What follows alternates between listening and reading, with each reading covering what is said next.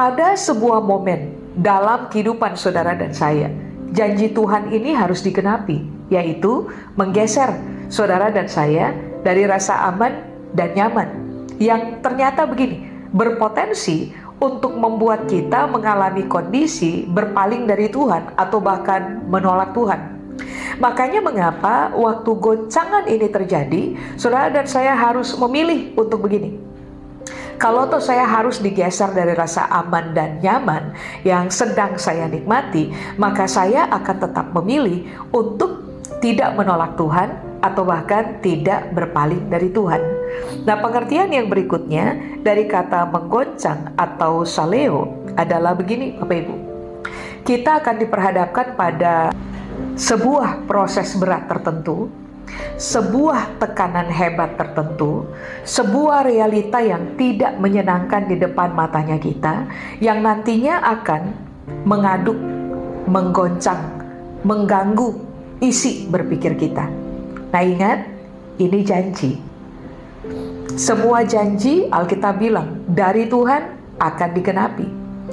Berarti pada waktu saudara dan saya berhadapan dengan sesuatu tertentu, lalu pikiran kita terganggu, pikiran kita tergoncang, kita mengalami kegelisahan dalam pikirannya kita. Alkitab bilang sebenarnya momen itu goncangan sedang terjadi. Pada waktu saudara dan saya digeser dari rasa aman dan nyaman, sebenarnya goncangan sedang terjadi. Pada waktu apa yang kita bangun mengalami kondisi goyah, rusak, goncang, hancur, sebenarnya goncangan sedang terjadi. Nah, Alkitab bilang dari sejak awal, ayat yang awal tadi kita baca, apapun yang terjadi, jangan tolak Tuhan, jangan berpaling dari Tuhan. Rata-rata orang gagal mengerti, Bapak Ibu. Orang seringkali berkata begini, kalau Tuhan baik, kenapa hidup saya digoncang? Kalau Tuhan baik, kenapa pikiran saya mengalami gangguan-gangguan oleh adanya masalah-masalah berat dalam kehidupan? Kalau Tuhan baik, kenapa yang saya bangun goyah? Kenapa yang saya bangun goncang? Kenapa yang saya bangun hancur? Kalau Tuhan baik, kenapa janji Tuhan yang ini nih berkaitan dengan goncangan harus terjadi? Begini Bapak Ibu, justru karena Tuhan baik, maka goncangan harus terjadi. Kalau Tuhan tidak baik, maka Tuhan akan melalukan goncangan dari hidupnya kita.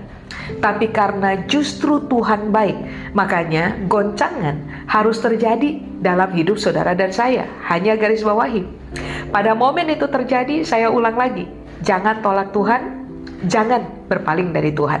Mengapa? Waktu goncangan terjadi, kita harus memilih untuk jaga diri kita begitu rupa, jangan tolak Tuhan atau jangan berpaling dari Tuhan. Sebab ayat 25 tadi memberitahukan kepada kita bahwa orang-orang Yahudi, Bapak Ibu, orang-orang Israel yang keluar dari tanah Mesir menuju tanah perjanjian, pada waktu mereka menolak Tuhan, pada waktu mereka berpaling dari Tuhan, ayat 25 Alkitab bilang begini, mereka tidak luput. Kalau mereka aja tidak luput, apalagi kita? Pertanyaannya, tidak luput dari apa?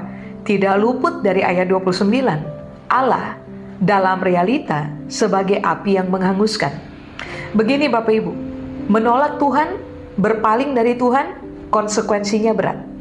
Apakah konsekuensinya? Yaitu kita akan berhadapan dengan Allah dalam realita api yang menghanguskan. Coba saudara review ulang.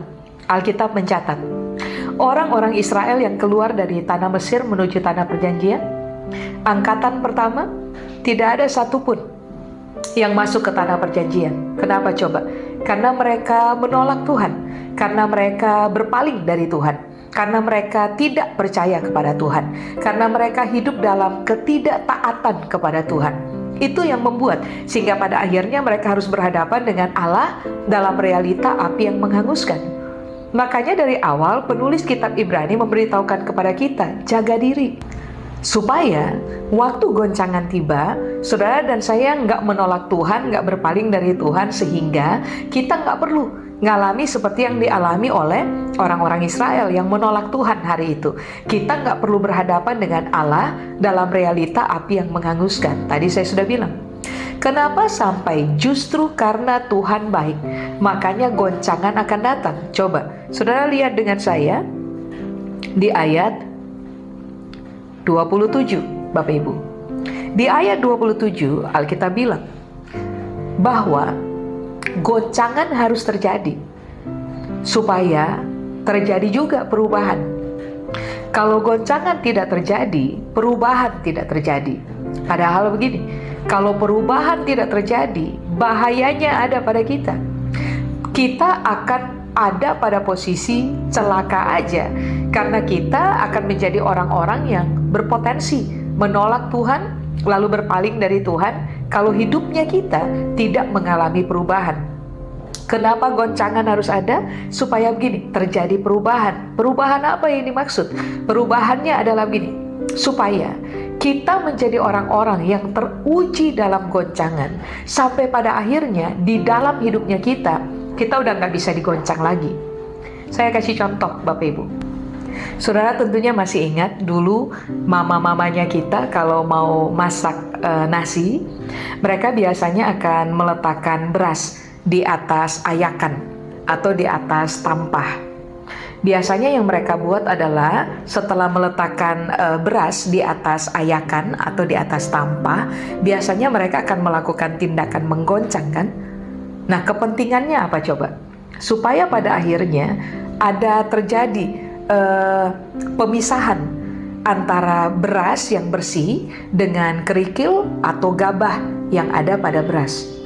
Kenapa harus digoncang? Supaya menyingkir semua hal yang tidak penting, semua hal yang tidak inti, semua hal yang tidak menyenangkan bagi kita, atau semua hal yang tidak baik bagi kita ketika semua menjadi satu, dicampur lalu dimasak nasinya.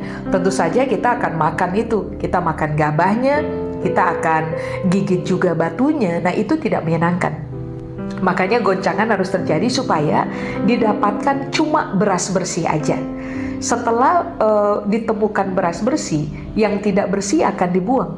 Kemudian beras bersihnya akan dimasak. Sehingga waktu kita makan nasi, nasinya totally bersih. Kita nggak perlu gigit-gigit kerikil atau mengunyah gabah yang turut serta dalam beras yang tidak diayak sebelumnya. Nah, ini yang Tuhan maksudkan, ini yang Alkitab maksudkan. Justru karena Tuhan baik, Dia harus lakukan goncangan